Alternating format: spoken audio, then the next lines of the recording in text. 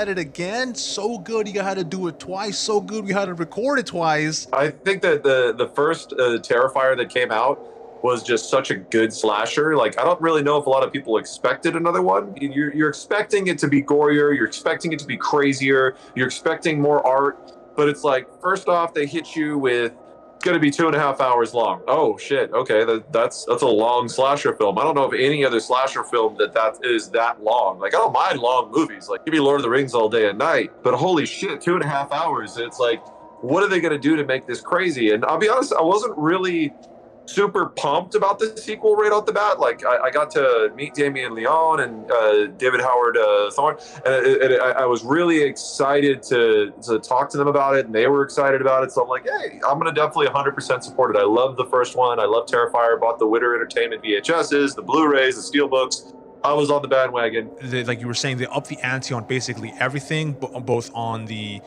shenanigans, the bloodlust, and the vomit-inducing moments. There are some really high moments in the first one where you're just questioning, I don't know if I'm allowed to be watching this. And then this one, they just go and escalate all those things that you just loved. But for me, I really thought they elevated it, not just because, like, you know, hey, who doesn't love a higher kill count?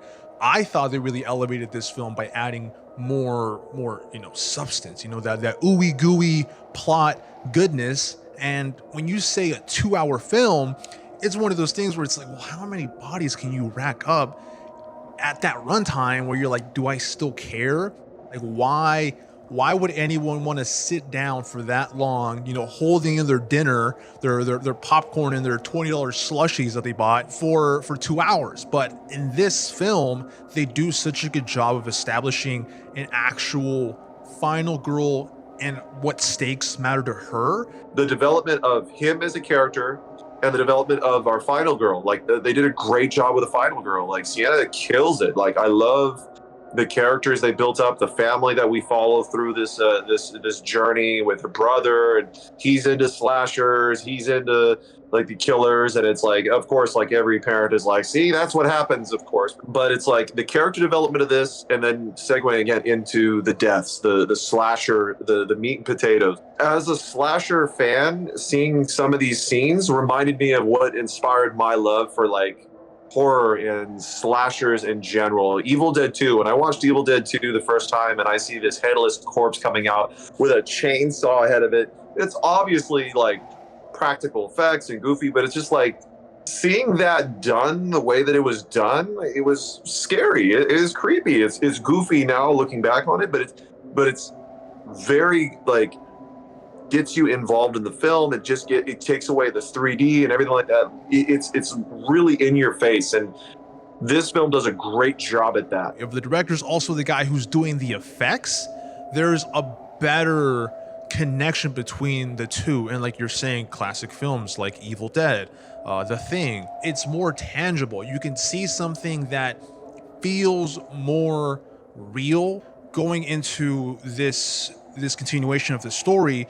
In the first one, there is no real threat to Art the Clown. It's like, how do you stop this guy who has this kind of manipulating of time and reality power where it seems like you could hurt him, but when the time came to it, Art always has the advantage. But in this film, we introduce, you know, the magical fantasy plot line of this ancient, well, that's not really an ancient storyline, but there's the father of Sienna who kind of has this mental loss, and over time he's scribbling in his notebook and telling this tale of this evil clown and the girl who would come in with this sword to stop Art the Clown. Like, we go through this film and we see already he's resurrected from the dead. That tells me it's going to be hard to kill, and he may not be killed. And again, it takes away your investment in these main characters and the final girl, and it stresses you out because you saw what happened to the last final girls. You know, and now we're moving into this family, which is really wholesome, and it's just like anybody could relate to them. Super good job at how they brought these characters to life and made you it made it very relatable. And it almost seems like a backhanded compliment. It's like, oh, you know, the gore is good, and like, you know, let's praise the story. But yeah, let's praise the story in as an equal counterpart to the gore, because I believe that they do work hand in hand to support each other. You were saying earlier how the family dynamic is very, very wholesome, and something that really struck me as something that's a very lazy thing for other horror movies or just movies in general is usually the brother sister dynamic is one of like, you little twerp, or it's like it's a thing where they usually hate each other, and it doesn't go any deeper as far as like a relationship than them just being related by blood. But there's usually no love, there's usually no real like interest in one another. And surprisingly, again, in this film, again, it subverts that by giving you a relationship that as one of them gets put in a place of danger, and you're like, well, oh man, screw that, I wouldn't even try to fight Arthur Khan. Like there's a clear motivation why Sienna would go and risk her own life for the life of her sibling. It's so fun to like do these set pieces. Like there's this dream sequence where we have this, I don't know, like Howdy Doody. I don't know enough kid shows, but like this like Barney-esque, like everybody's just playing and having fun. There's this kid eating a box of like RDOs or something like that. And it's got a razor blade and he's just like bleeding out of his mouth. And there's just these insane scenes and set pieces, like you said. And a lot of it was because it was done during COVID. Like there's an after credit scene, and when you saw it in the theaters the first couple of times, they were talking about it. And a lot of what allowed them to do such amazing scenes was because during shutdown, they were still allowed to be on set. So they're like, well, if we're allowed to be on set, we're going to make this set amazing. So they just drew out these scenes so much. Like the alley kill scene is just this long 30-minute like scene where it just keeps going. And I hear people in the theater just screaming at the top of their lungs, listening and seeing it. And it's just like you're saying, it's just so much weight and depth to it because it's all practical effects. There's no CGI or anything like that. It's just so like gritty, and it's just like, oh, stop there. And it's like, no, we're gonna go for like 10 more minutes. This is beating a dead horse with Blumhouse and Halloween Ends, but one of the things we had issue with was it's like, well, we've established Michael Myers as this big bad guy, and if he gets beat up by Joe Schmo, it doesn't make sense. But they do a fantastic job here of making a badass out of our final girl, and once that ending hits, you're like, of course, like no one could do it better. I think this is generally the wrap. I don't know if you have anything more, but I mean, for me, I think with all those elements combined, I think when we originally recorded, RIP to that recording, I said 4 out of 5. And this is one of those films as it kind of, marinates in your brain. It definitely, I'm glad we got a chance to redo it. I'm going to go in with a 5 out of 5. I think as people go back, like your Evil Deads, like your classic slashers, this will just get further and further solidified as a classic. So 5, 5, 5. What about you, Mr. Nick?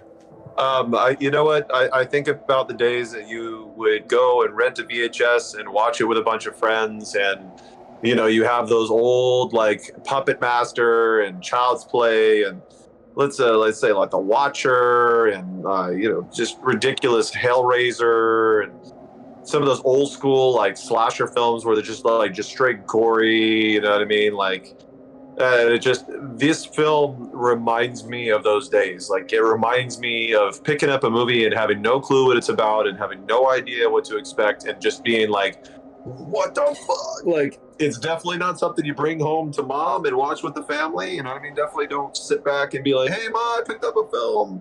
But it's definitely a love letter to slashers everywhere. It created the extreme slasher genre because of how ridiculous and over the top it was. Truly, it was like one of the most surprising movies of the year. And for that, I give it a 5 out of 5 out of 5 out of 5. So. Is that an official Terrifier 2 air horn? No, this is Amazon. Licensed? You just look up air horn, and I think it shows up. They're missing out. There's a giant market of people who are both horror fans and people who have bikes that they could just make lots of money on that Art the Clown air horn, Art the Clown bike. Nick, Gerardo here. Like, subscribe, all the things. Mr. Nick, hit us with that motto. Ring the bell, subscribe. Blood, guts, spit, and ass. That's how we roll.